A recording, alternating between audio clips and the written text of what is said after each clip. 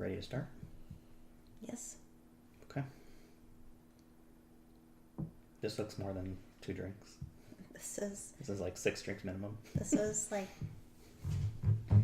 2 drinks plus 2 minimum. Mm-hmm. This seems like this is going to be a very long video. Let's keep it short. Well, let's get drinking. This is the 2 drink minimum Pepsi challenge. Or in our case, definition of Pepsi is different. Or in our case, champagne challenge. So here we have 4 sparkling wines. Not this trash. As everyone knows, we only call it champagne when it comes from that part of France. Champagne. Correct. Right. Everyone knows that. One of these 4 wines is a champagne, and the other 3 are sparkling wines made in different parts of the world with different grapes in a different style. And so the challenge is to You're already bored, Layla. the challenge is to find out which one does Jeff like the most. Okay. This is what we call in wine speak a blind tasting. And these wines range from $9.99 to $42.99 at your local wine superstore. Mm-hmm. So which one should I start with, or does it matter? Well, I've arranged them. It doesn't matter, but I've arranged them in an order I think that you should taste them. Starting over here? Yes, I would like you to just taste it and tell us what you think.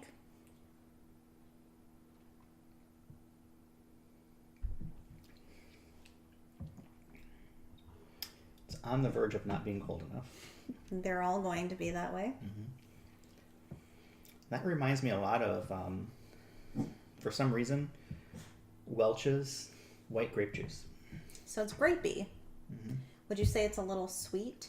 Is that why? Or is it just the flavor is like grape juice? More the flavor. But it's also not very bubbly. Not a lot of effervescence to it.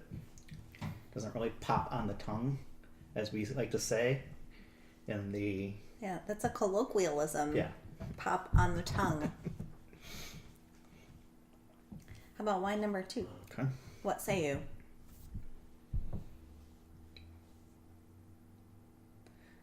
This is not as much fun for me. Tastes very similar. How so? They're both sparkling champagne wines. Okay. They are similar in that they are both sparkling white wines. Mm-hmm. You're right.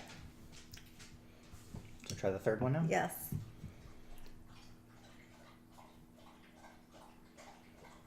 Okay. That's definitely different.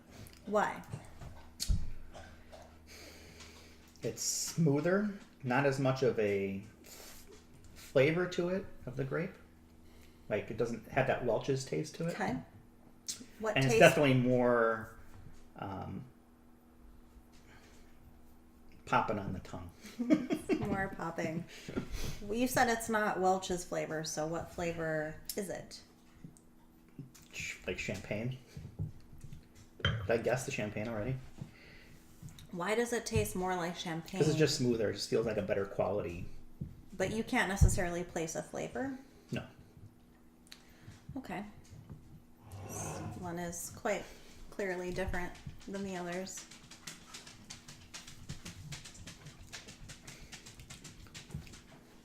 I like that. It's sweeter, for sure. And you like it? It's not cold enough. It's the same temperature as the others. Definitely sweeter, but not as effervescent as the others. This one definitely far more effervescent than the other 3, but that one's the least by far, the pink. Okay. So what did we learn? Which is the sweetest of them, would you say? I would say definitely the... You think this is the sweetest? Yep. And then what of these 3? Did you get any sugar? Oh. Let's play this game. That one. Then this one.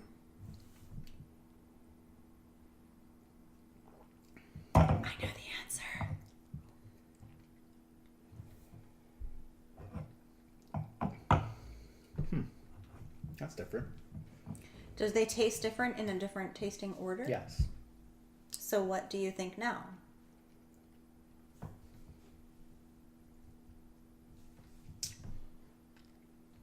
I'm not sure. Look out. This is 2-sip minimum for Jeff. I'm gonna get wasted. He's gonna be hammered. This is a fun game for me, and I'm sure for our studio audience who For studio wines. perhaps will reveal in edits while Jeff is tasting what the wines are. Yeah, it's definitely So different. you're not as confused as he is. Oh, I'm gonna be confused regardless because I don't know anything about them. So you said it's definitely different. You still hold that this is the most unique of the three? Yeah, I think so. Does that mean, by your definition, the best? No, Or- because once I had them in a different order, this one started to get a little bit better too.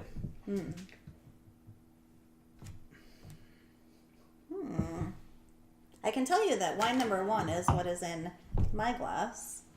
Not an indication of quality necessarily, just what I'm drinking right now. Well, you only drink quality. It's true. But I find quality in a $10 wine the same as... Yeah, this one tastes sweeter now for some reason. So I think one of the things we're learning today is... Is how to get Jeff to drink 3 glasses of champagne very quickly. tasting order in wines is very, very important. Yeah, definitely. And one wine changes your palate. Can I eat something? You may. What would you suggest as a pairing for Well, this first one? that's quite an interesting question. Oh, it's almost like we it sets have you up. a variety of choices for you. For the first wine, maybe one of the almonds.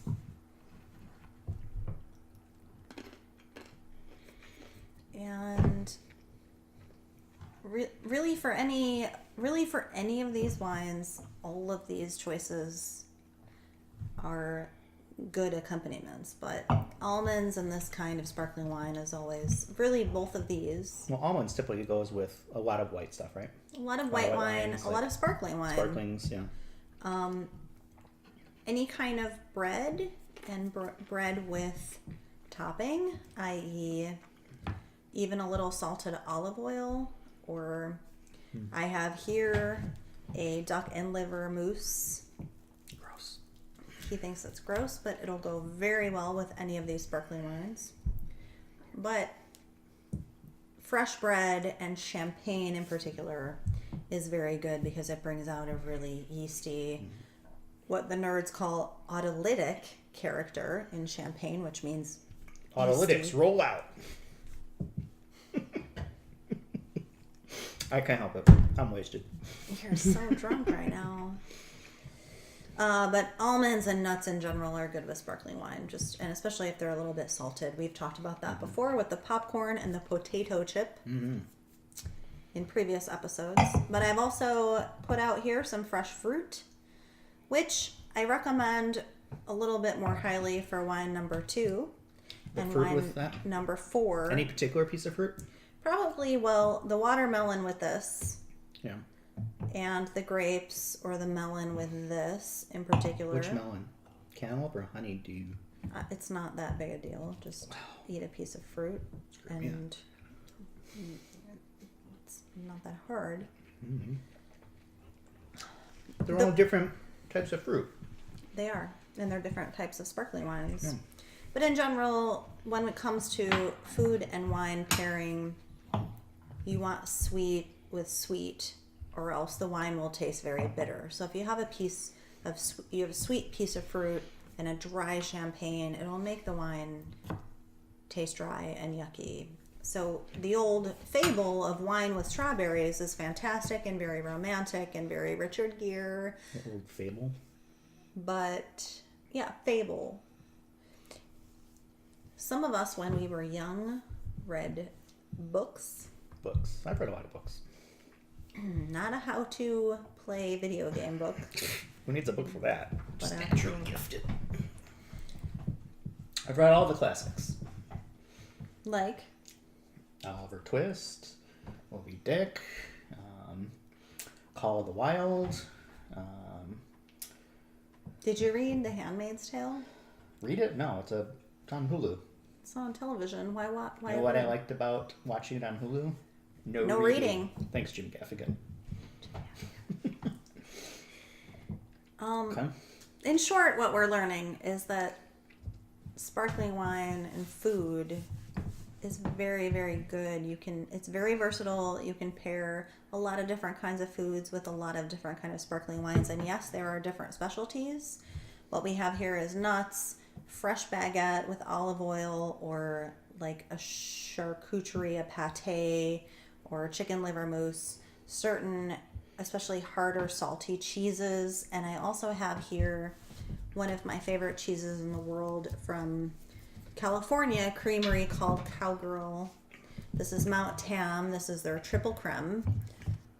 So it's a very rich, decadent, buttery cheese that the acidity of champagne balances out. And it's one of my favorite food and wine combinations in all categories in all the world.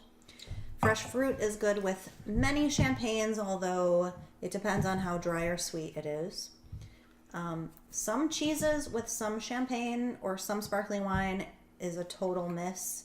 So I put some Fourier cheddar out there. Yeah, it's good. But to pair that with some of these wines would be a misstep because it's tangy and salty and might be acidic. But you never know. You have to try it.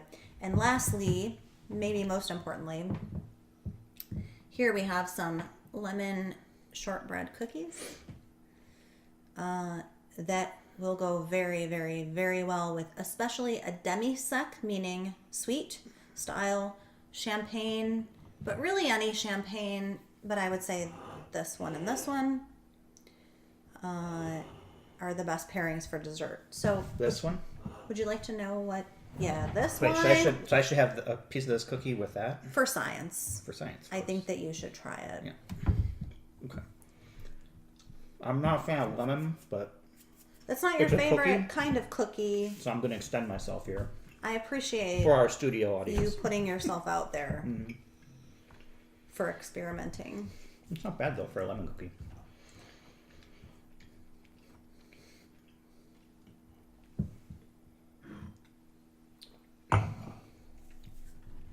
The lemon cookie kind of overpowers everything. It's too lemony or too It's sweet. too sweet, I think. Too sweet is not good, but Yeah, that's probably why I like the cookie. with a very good demi-sec champagne, Laurent Perrier and Veuve Clicquot make exceptionally well done demi-sec champagnes. They're a little bit higher end because they're smaller production and harder to make. Demi-sec, literally translated half dry, can have 32 to 50 Does that mean that Demi Moore is half more? grams per liter. Did you just now get it? Sorry. What else is demi? Demi-glaze? Demi-glaze? Demigog Demigog? is only Half-god? half gog. Yeah, half gog. And half glaze. Half glaze. Yeah. All right, so what do we have here? So what we're learning is sparkling wine is not a door is a door is a door. They can be very, very different, yes? Yeah. So firstly, I'd like to know which is your favorite of the four?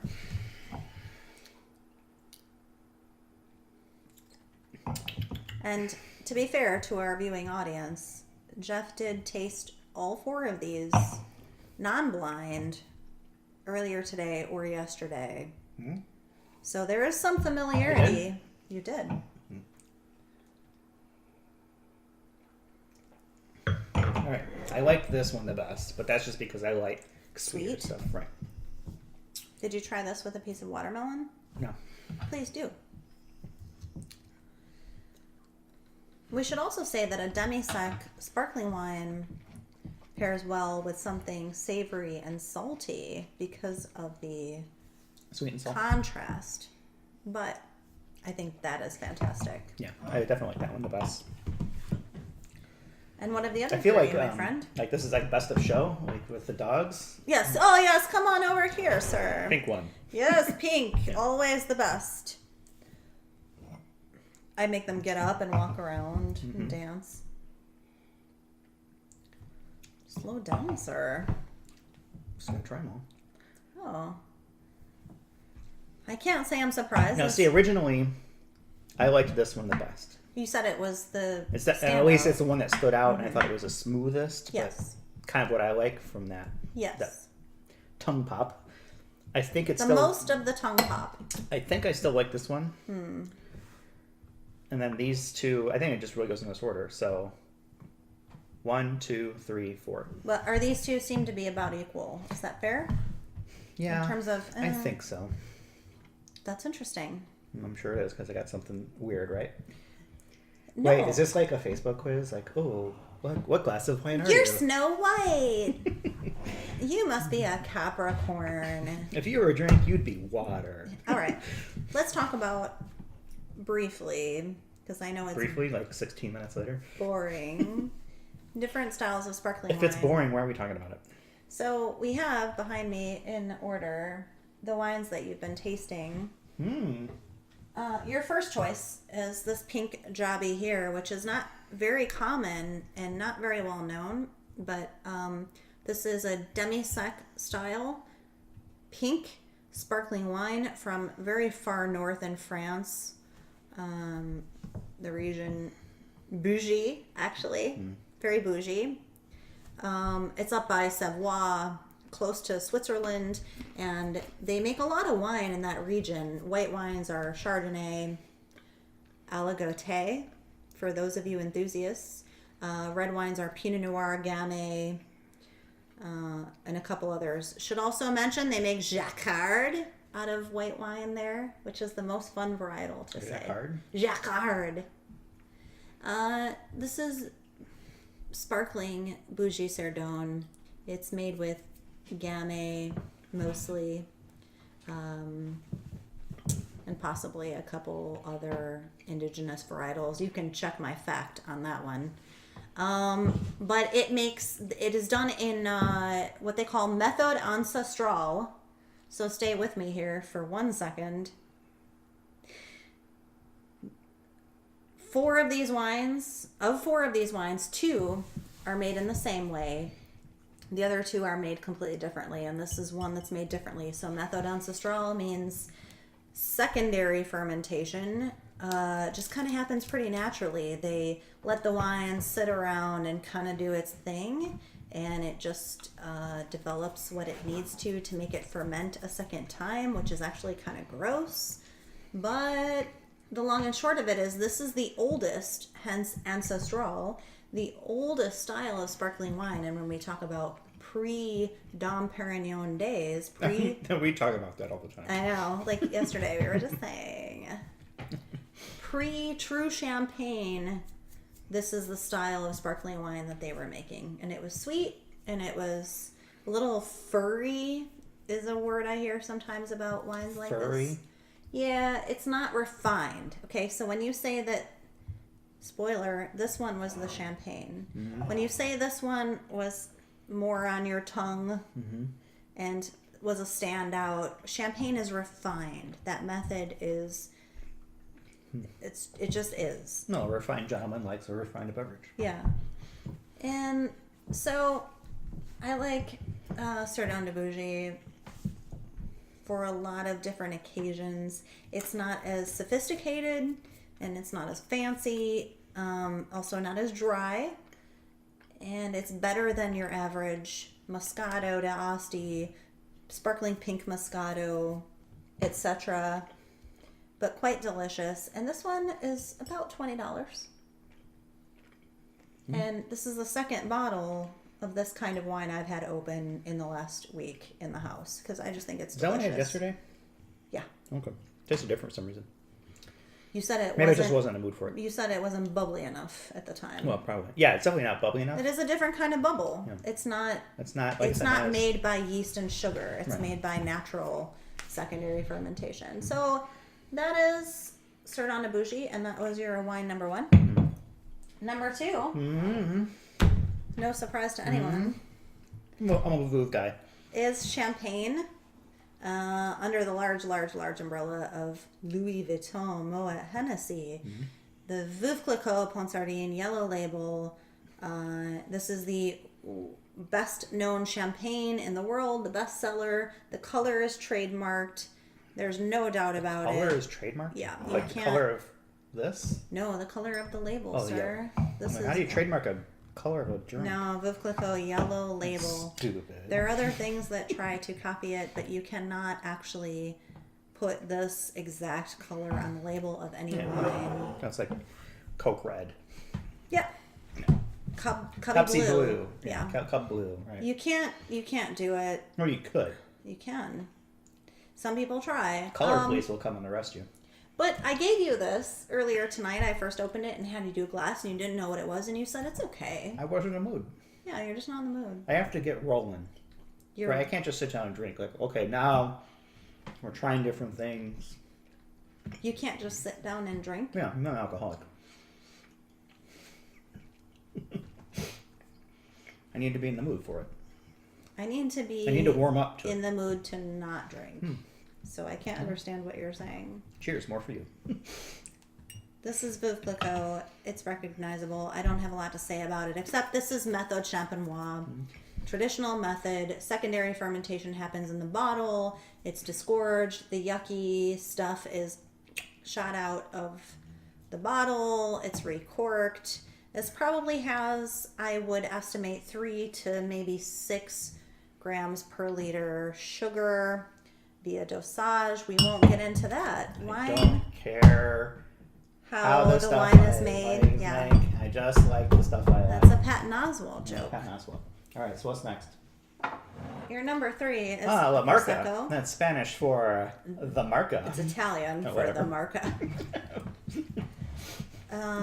Another very recognizable commodity brand, Prosecco. This is mass production. It's under the Gallo family umbrella. Not that that's a bad thing, but they make a ton of it.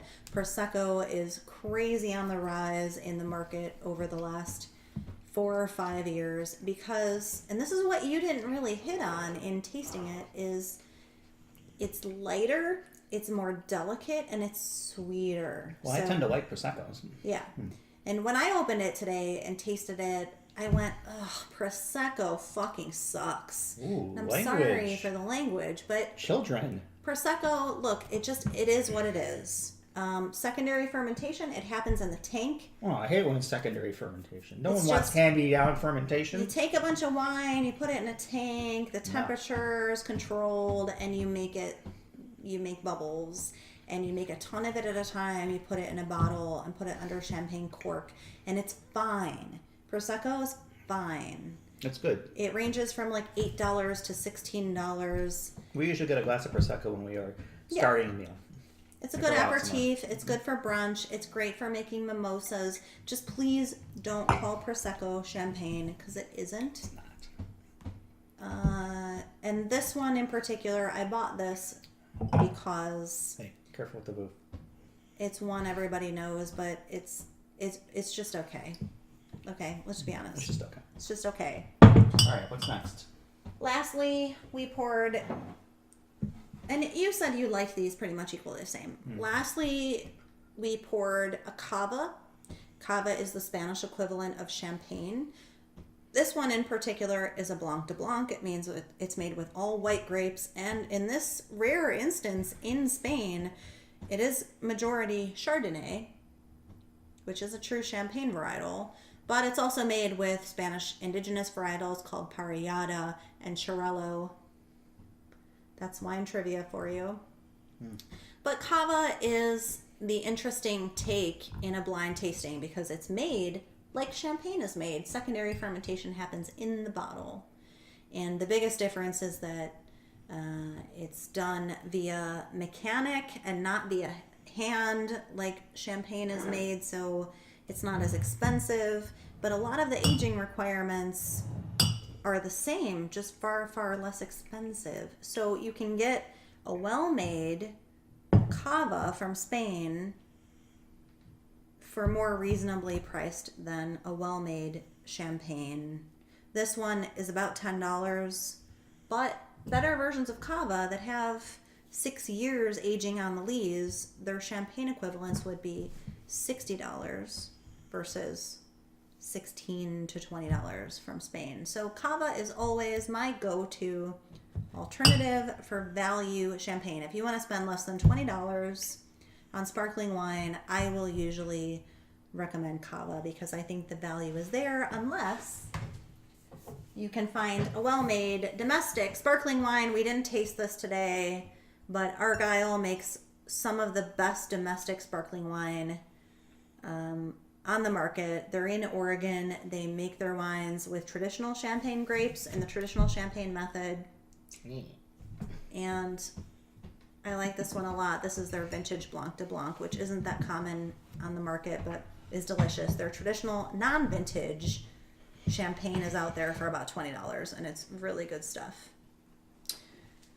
But of the four, this is the order you liked them in, and I'm not surprised, really. I'm consistent. Yeah. I know my wine.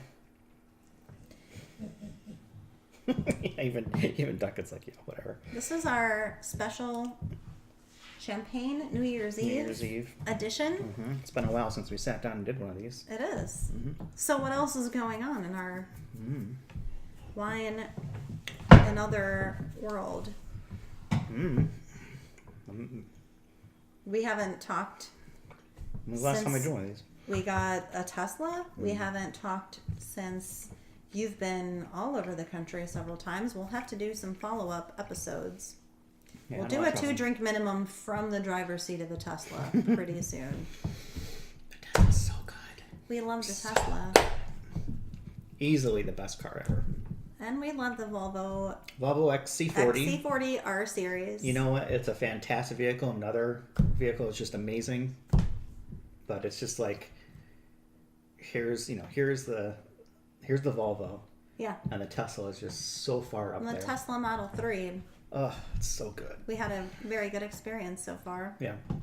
Yeah, definitely still in the luxury range, but the price is going to come down. They've already started to come down on the models with the less range. Mm-hmm. And next year, hopefully they'll be able to get down to that promised 35K model. But my suggestion is if you're looking at an electric car, always get as much range as you can afford, because that's the biggest limiter on any type of vehicle will be how far can you drive it in between fuel ups, whether it's gas or electricity. So, and you're also going to lose a lot of that range in different climates. So if you're in the winter, like we are here, where it gets colder, you might see, a third less range than you normally would than in the summer, because the battery's like warmer weather better than cold weather. So get as much range as you can afford. There's a lot of good vehicles out there that are. We won't talk about with the Teslas. How I was nearly stranded. Yeah. In Normal, Illinois recently. Because of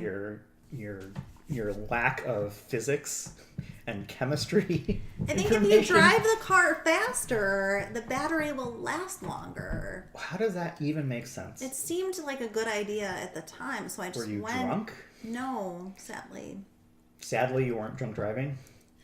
I mean, no, I was responsibly not. You run faster, takes more energy. You drive faster, you have to use more gasoline, so you get less fuel efficiency. Same thing. If you're going faster in an electric car, you're using more energy. We'll talk more about the Tesla and managing its energy in another episode. It's not that hard. That we'll call the Apollo 13 episode of Two Drink Minimum, when I was careening north on I-55. Down in Bloomington or Springfield? From Springfield to Normal, Illinois. But you made the trip. I made it. No issues. The range anxiety was a thing, but that was just because you didn't really know kind of what was going on. I didn't. Yeah. But once you realized it, it was fine, right? Supercharger stops along the way. Superchargers were great. Yep. So I highly recommend it. Easily the best purchase of 2018. Easily. Out of all the things I've purchased. And the Volvo will be second. The Volvo was a close second. Sorry, Volvo, but Tesla. And they added something recently to the Tesla, the romance mode. Oh, I used it today. Yes. Put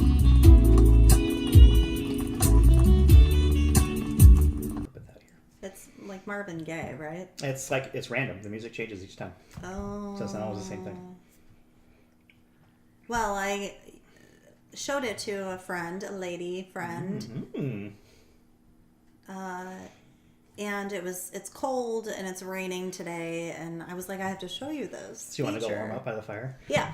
So she got in the passenger seat and I turned it on and I was like, do you feel warmer now? It's all crackling. And she's like, oh, this is nice. I feel warm. And then I turned on the music and it was like, well, it's not like that. She's a work friend, so I didn't want to get weird. Mm-hmm.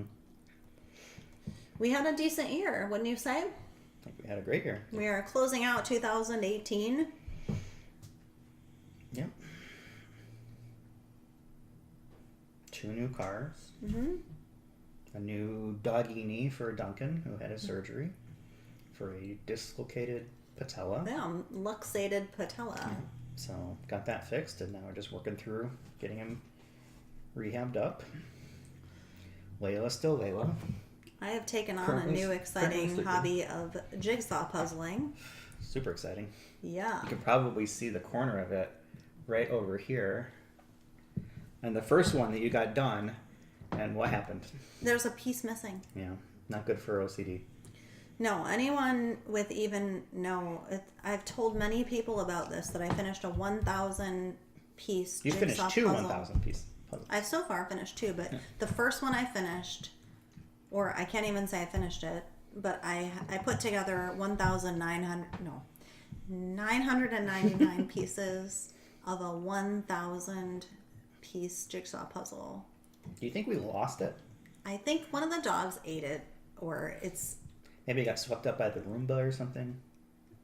there's a piece missing, and there will always be a piece missing, and a part of me, most of me, is totally infuriated by and frustrated with. Do you feel like your that. life's not complete? The rest of me is learning to accept that sometimes there's just one piece of the puzzle that just doesn't come together, and it is what it is. Wow, what growth. I know. It's not easy. Mm-hmm. But we're going to frame it and hang it up so that I can see that sometimes there's just always one piece of the puzzle missing, and you just have to Deal with it. accept it. Yeah. That's Cool. the lesson, our friends, for 2018. Yep. And congratulations to Alex and Simone, who got married this year Oh, yeah. down in Vegas. One of my many trips. Stedman. Okay. Yep. What else? A lot happened this year. Yeah. I feel like we could do a whole episode on 2018. Make this like a recap show. We should do a recap. Government is shut down. Yeah, there's nothing happening in the government. Trump wants his wall, and he apparently wants us to pay for it instead of Mexico. Who saw that coming? What else? Democrats took control of the House. In November. So that'll be interesting. See what comes out of that early next year.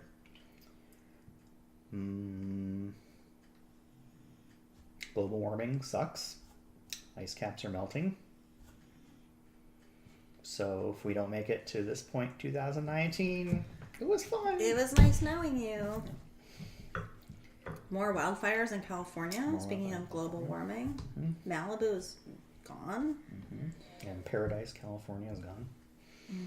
Some scary stuff. Bless you. We'll edit that out We'll later. edit that sneeze out. Okay. Well, we're at like 35 minutes already. Wow. And no one ever watches these past like 3 minutes. No one watches So them at all. this is basically just for us. This is great. I like talking to you. Yeah. We'll edit all of this out. Okay. So, is this it? Are we done? This is it for 2018. We're going to try to do more of these, I guess, and more regularly in 2019. Yeah. You know, that's one of the things that YouTube people stress is like if you're going to have a YouTube channel, It's regular. is to have regular content drops, right? Every Friday or whatever it may be. And I just don't think that we can commit to that. I'm sorry you can't commit to me anymore. Well, I think that you should do some videos by yourself explaining certain wines. I think people will be interested to hear that. I don't think So that might be anyone something that we will wants try. to- If that's something that you think would be interesting, because you are very good at explaining it, is maybe somebody can put some comments down below on if that's something that would be interesting, or some other ideas that you'd like to hear these two talking heads talk about. Or one talking head. Or one talking head. I just don't think anyone wants to listen to me talk to myself about wine. I like to mock you for not knowing anything. It's far more fun for me. And ladies and gentlemen, this will be Exhibit A. I didn't make you do anything terrible this time, like taste anything gross. What was the wasabi peas or whatever? We didn't do that. I just made you taste a bunch of sparkling wines. Yeah, these are good. We may graduate later to Jeff tasting the Loco Nut. Loco Nut I liked. Art gave me that for Christmas. It's shot good. Of coconut. It's coconut like rum liqueur, mixer type thing. It's good. Like a horchata. Reminds me of the beach.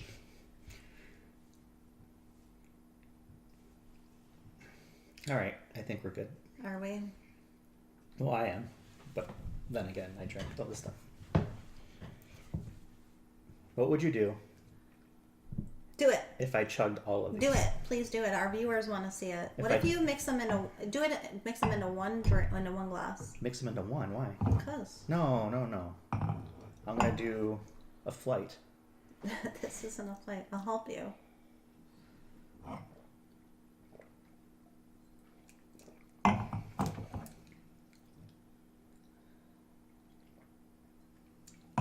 I think we've officially now passed the most I've drank all year. That's it. Mm-hmm. This is, cumulative. Now we'll have to record a second episode tonight because Jeff has actually overtaken me. Wow. That's Sir Don Debussy right there. Woo! Delicious. Are you wasted? Blasted. Tell our viewers. I should send some work emails.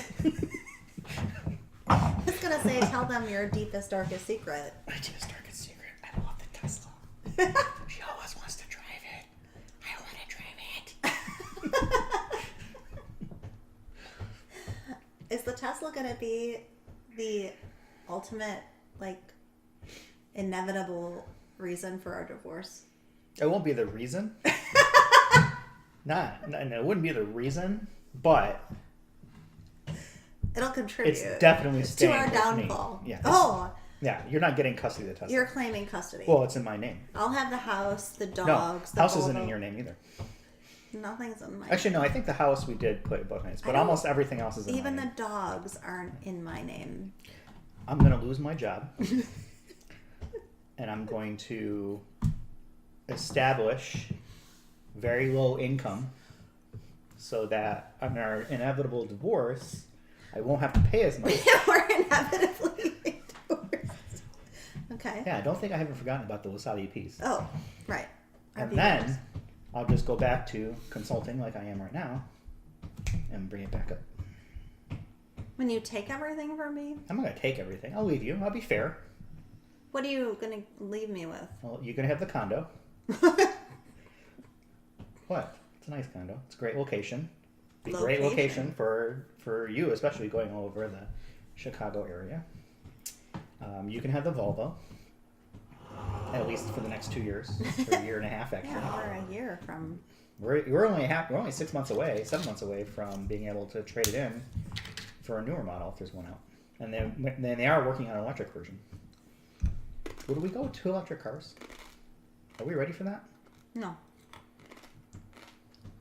I think the range anxiety would still be... I don't drive very much, right? Because it's just basically to the airport and back and local stuff. But you drive a lot. Although, that being said, I was driving the Tesla today. Mm-hmm. And I left you the terrible gas car. Exhibit B. And you did me an exceptionally nice favor. And in the middle of the day, I was like, it needed gas. Did you get gas? Yeah, because I'm not used to it anymore. Mm-hmm. I'll be in the Tesla and I don't know how to park it. Yeah. I try to, in the Volvo. The door doesn't lock itself. No, in the Volvo, I try to put the car in drive and I accidentally turn on the windshield wipers. It's a whole thing with sharing the cars. Mm-hmm. But I would like a second electric vehicle because now I've gotten used to not having to get gas on the regular. And Or oil changes. Right. I don't have to do anything. Yeah, just tires. That's about it. Nobody Windshield. cares about any of this. All right, we're up over 40 minutes. So, yeah, people stopped watching about 38 minutes ago. So, People never tuned in. Happy New Year. Yeah, have a safe and happy New Year. The ball is about to drop in New York City. We're gonna go watch that. 20 minutes. Then we get to watch Gian Greco and Linda Davies. Is it Linda Davies? Yeah. Yeah, whatever. Janet Davies. Janet Davies give the most awkward kiss on TV. Midnight Kiss every year. So you definitely got to tune in for that. Maybe not. Maybe tomorrow we'll do a special Maybe. New Year's Day reenactment. Okay. Happy New Year. Yes. Bye all. Thank you. Have a good one. Ciao. See ya.